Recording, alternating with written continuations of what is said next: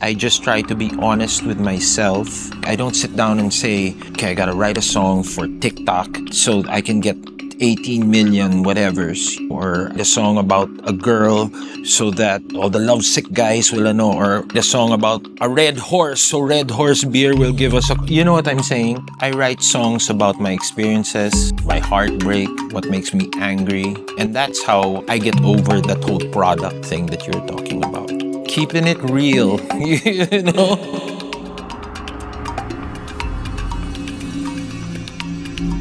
I remembered the film that we were talking about earlier. Okay. The one with Nicolas Cage, you said, I think Oh, it's yes. Long Legs, right? That is it. Long Yeah. Legs. Yep. So you like that film? I did like that film. Yes. I had some like mixed, had some Feelings mixed about feelings it? about it. I think just the structure of the film, like towards the end, felt a little flimsy to me. But in the Yeah. beginning, it was really provocative. Yes. But what did you like Okay. about it?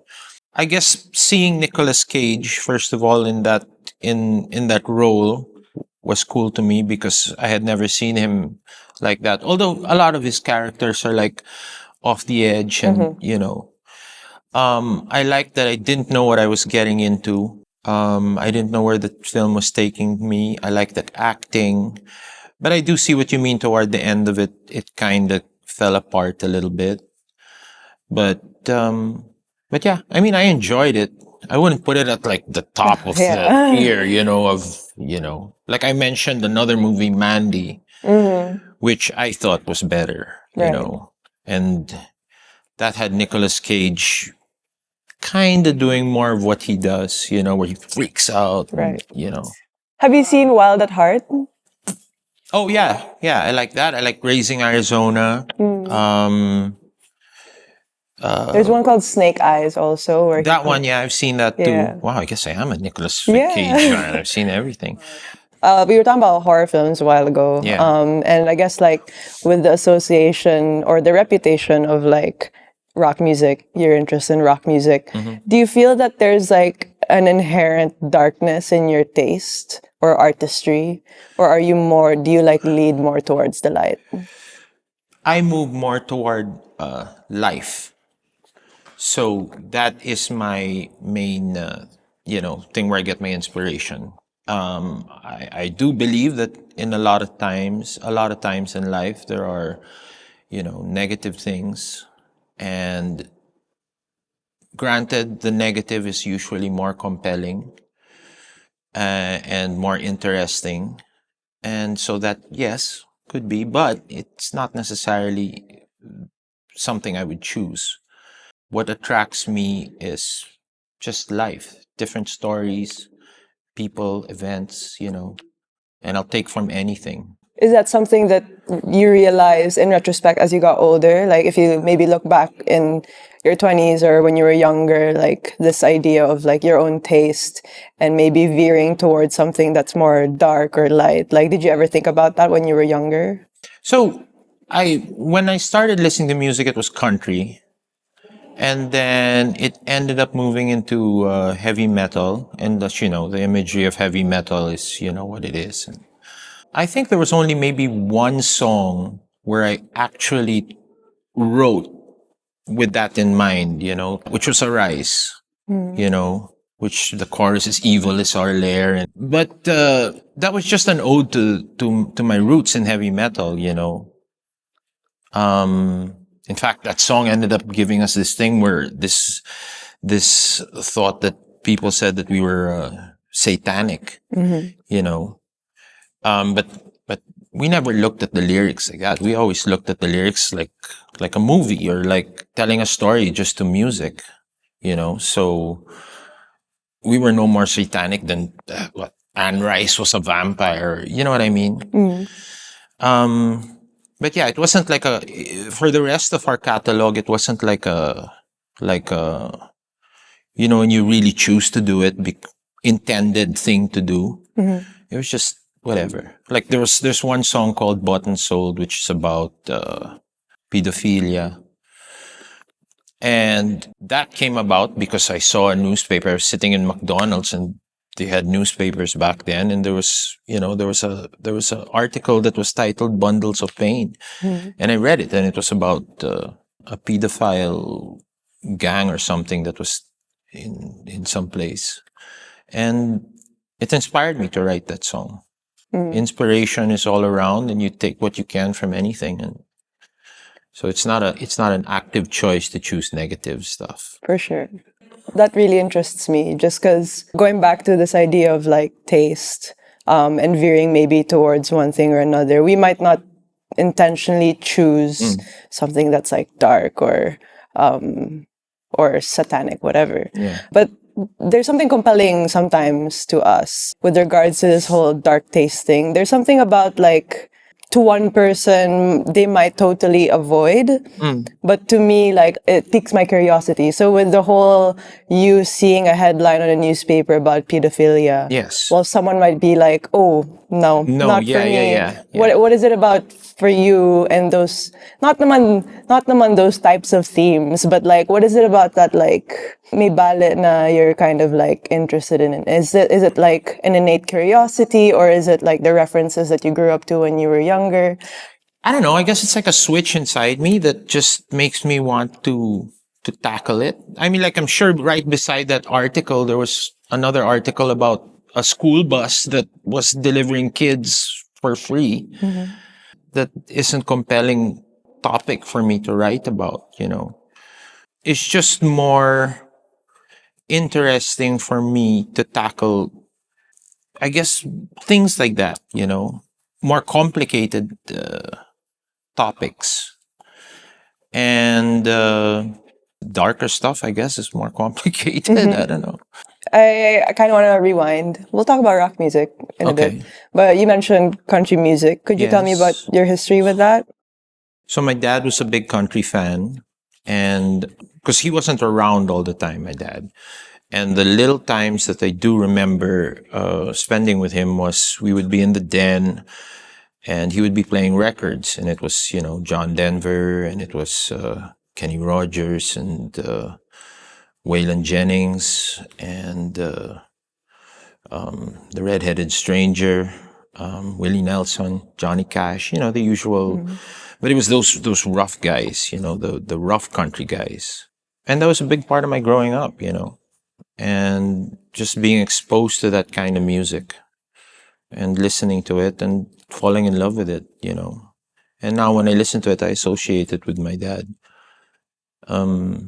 We also had moments because we were in Lucena. We lived in Lucena. That's where I grew up. And so we would have these long trips from Manila to Lucena because we would go to school here in Manila. And, you know, the car rides was full of music. It was either ABBA or, because my sisters liked ABBA and my dad liked country. So we would do that. So Did listening to country music in the Philippines, like, I know in Baguio there's like a bit there's, of a yeah, there's a bit there of a is, scene yeah. there, but I think growing up with country music in the Philippines, like, were you able to ever contextualize yourself in the music here if it's always associated with the US? Yeah, no, there wasn't. In fact, I tried forming a country folk outfit maybe 4 years ago or something. It was called Plan of Fools. We were like an all-star cast. We had Bea Lau, we had Louis Talan, we had, you know, Kim Lopez. We had all these guys, and that was our intent, man. We made an album, you know, and wow, people just didn't get it. You know, we went around playing it, and it was a lot of fun to do. But yeah, it didn't register with the people. Some people just get turned off as soon as they hear that country, tung, tsk, tung, tsk, tung, tsk, tung, you know. Yeah. Some people love it. Some people it's just like, and they'll just switch it off. So Right. Have you seen A Complete Unknown yet? A Complete Unknown. No, I have not.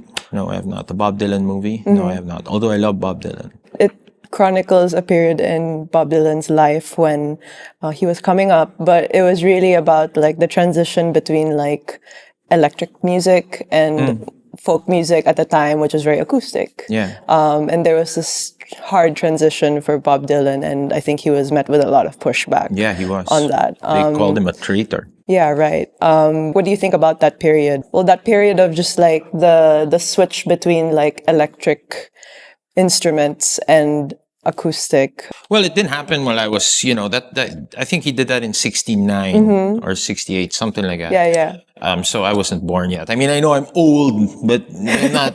I'm No, not but that did you old. ever? I guess did you ever like have in your musicianship? Did you ever? I switch. I don't care. Right. Like, so Wolfgang was metal, and then when we took a break, I decided to do an album that was called Everybody Knows That the Dice is Loaded. And that's more, that doesn't sound, I mean, I made it Yeah, because no, I it's didn't more want to make, folksy. I didn't want to make another, because I was still with Wolfgang. So I was like, if I'm going to make an album that's going to sound like Wolfgang, I'm going to make it with Wolfgang. You get it? So I made that album, and that was totally different. And then after that, I made another album that I wanted to kind of have some. It was called Phantom Maker. That one's more. There's pop songs, there's dance songs, there's a little jazz thing. There's a thing that's kind of Steely Danish, you know. And then after that, I made my last one, which was Black on Black, Blood on White, which is back to heavy. And then in between all of that, I did Brain Salad. Everything is different, you know. I don't pigeonhole myself or want to pigeonhole myself to, which I think is to a detriment also, because I think here the fans here expect you to stick with what you do. But I can't. No, for sure. You dabble in different genres as well. I wonder if country music was really the music that you grew up with. Yeah. How did you find yourself in rock music? Not just in you discovering the music itself, but you actually becoming part of it.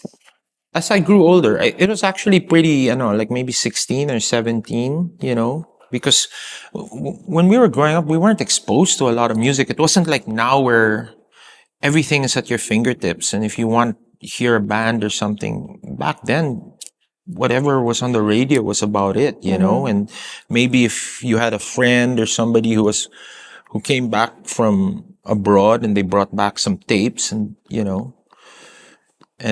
that was how we discovered music. We didn't have a machine that you could turn on and like, wow, it's all there, And I remember when I got into Wolfgang, because the other guys knew all this music.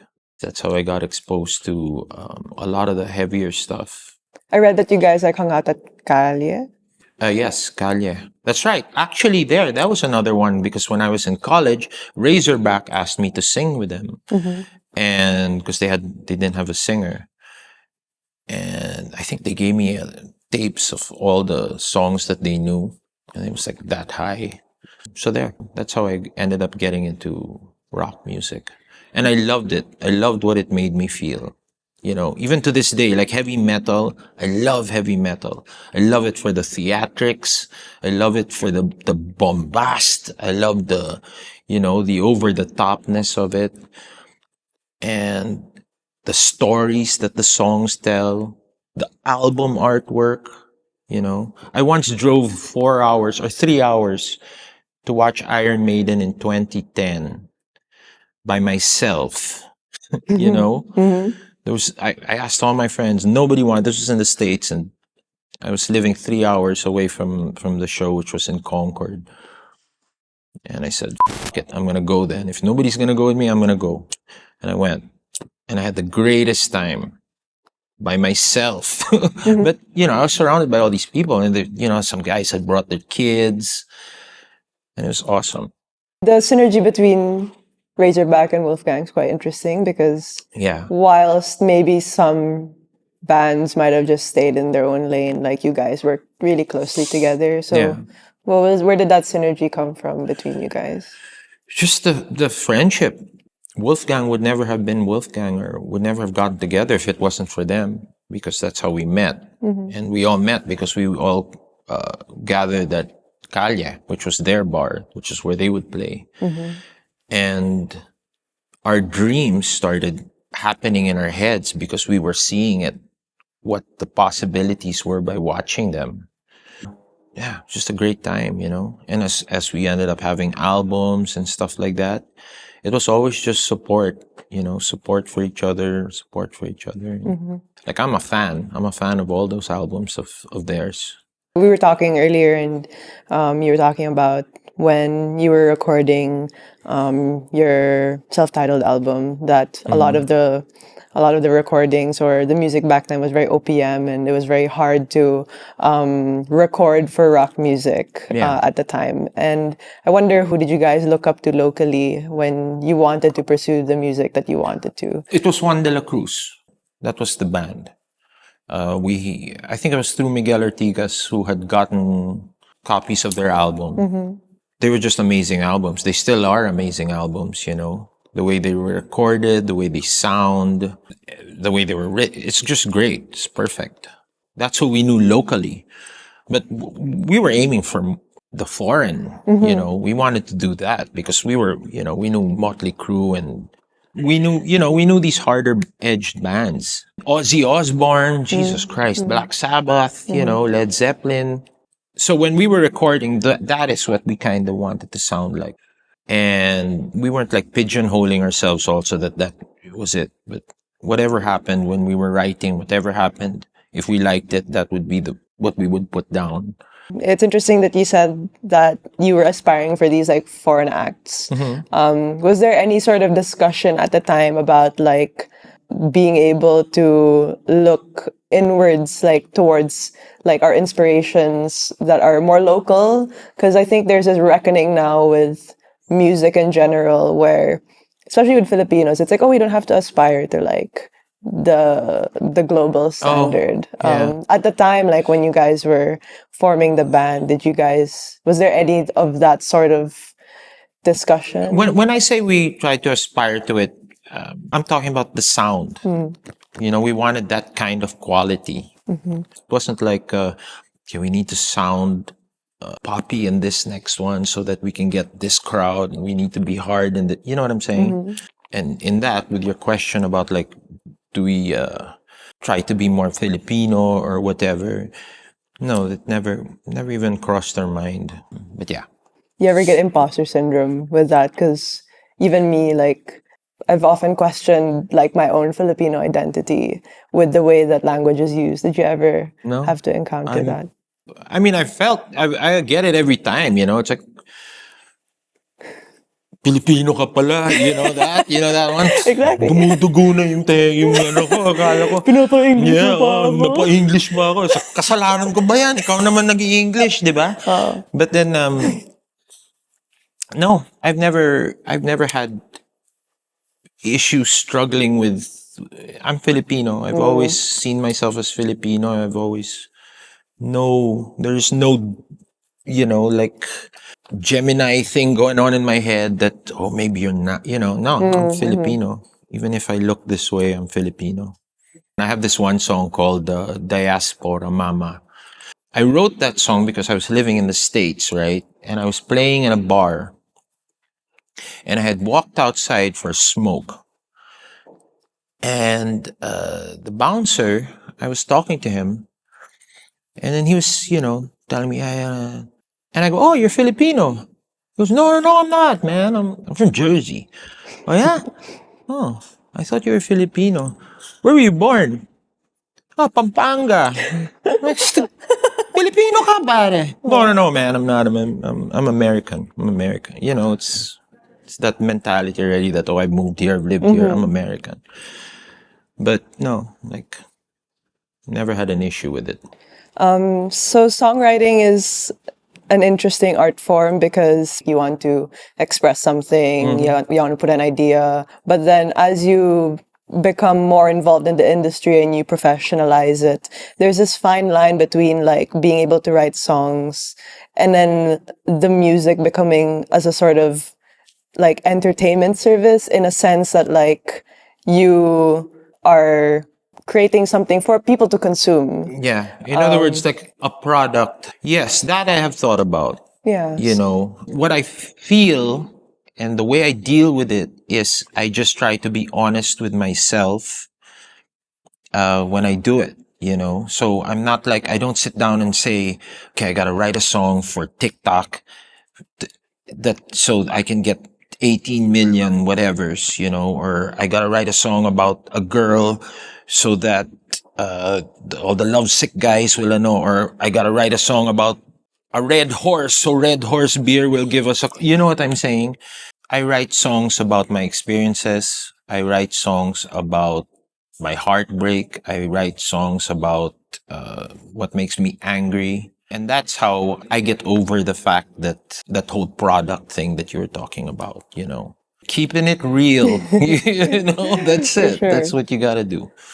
There's this like a growing acceptance, I think, to survive in this industry. It's sort of being able to see those both sides, and that comes with its own, I guess, costs. Well, so here's one thing. It's like, and I don't take this for granted at all. It's like I was lucky that I came up at a time when it was hard, but it was easier than now. You know what I'm saying? It was still hard, but I find it easier than now because now there's so much.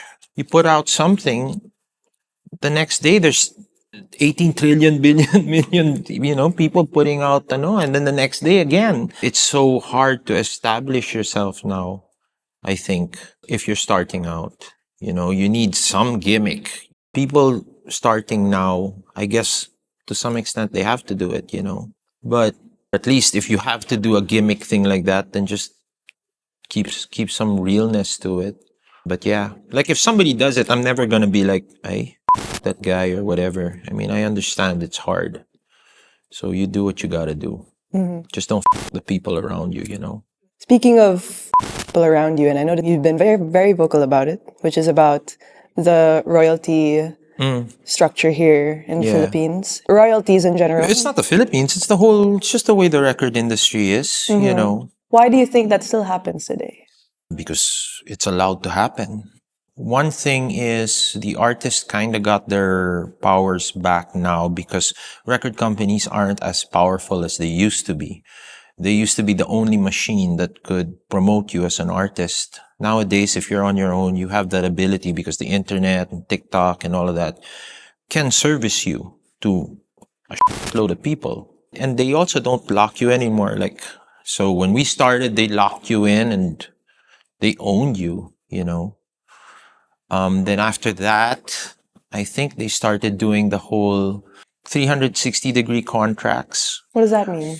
They own you and they own everything. How do So let's say you do a commercial, we'll give you only 20% of that and we take everything else. You do a movie, okay, we'll take and here's what we'll give you. And then when they lost their power because nobody was buying records anymore and streaming became a thing, then they just switched to distribution deals, which is, not that bad. It's just that I don't think you're really getting promoted. I don't see the point really of signing with anybody for that.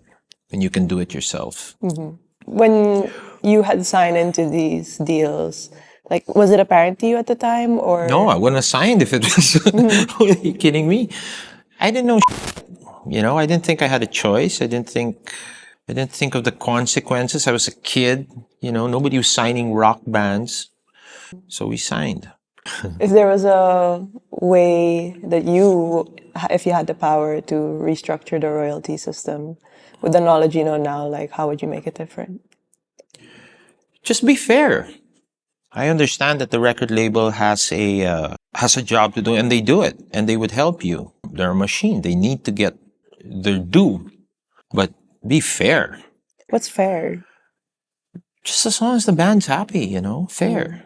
Doesn't even have to be 50-50. It can be 40-60. And then at a certain point, give it back, Once you've made more than enough money, give it back to the band and let them, do what they want with it. It's their songs, right?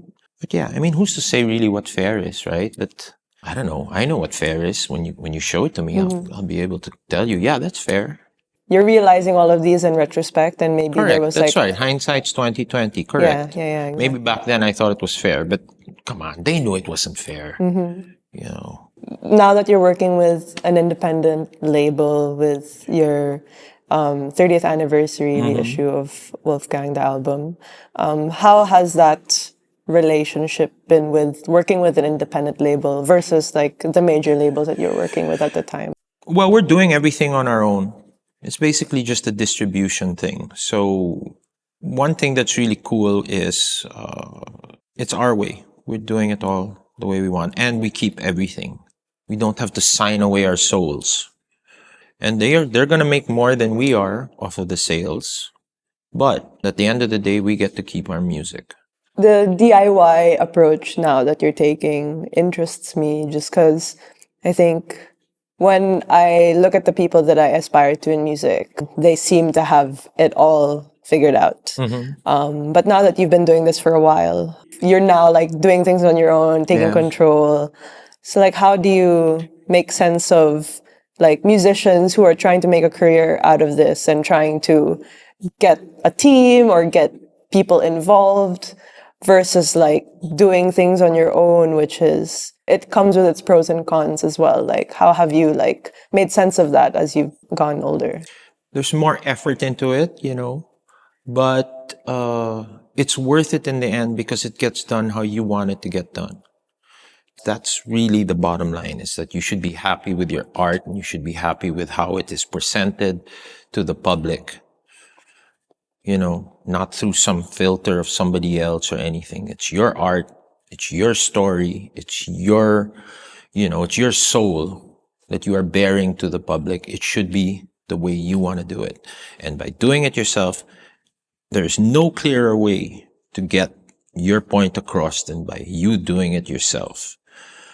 And if it means that much to you, then it shouldn't be a hassle to do all the work. You know what I'm saying? But yes, there are some things that are just a pain in the ass to deal with, So that part would be nice to have those other people.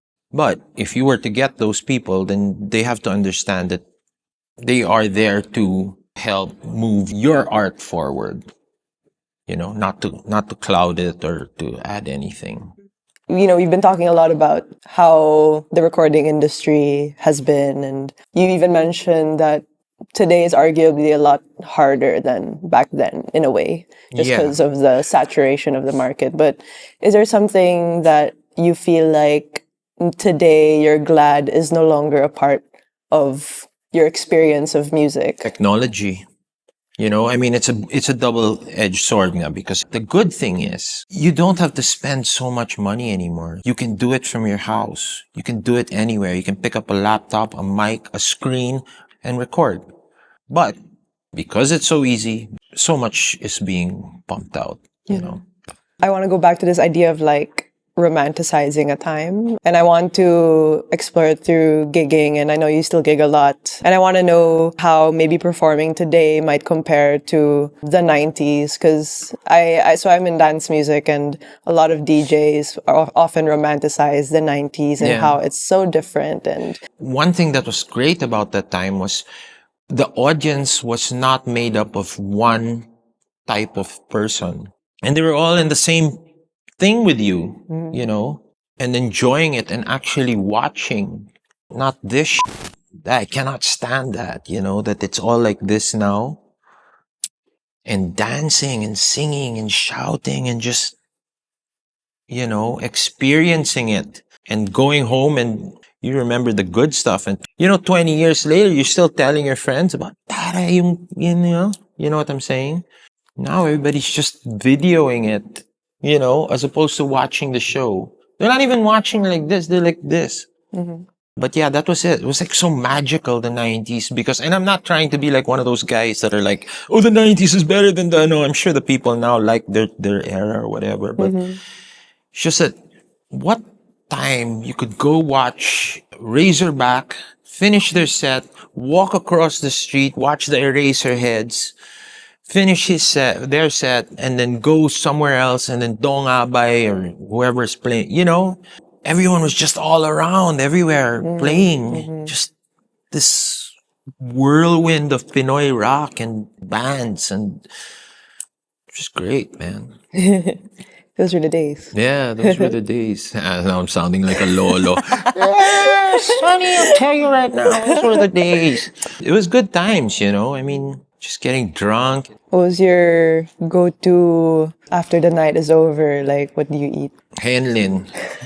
hen and braised Siomai beef. rice. Okay. You got a braised beef, you get a couple of siomais, and then you get the lumpiang Shanghai a la carte. To this day, I still do that. Nice. Yeah. Not the best, I know, but so good.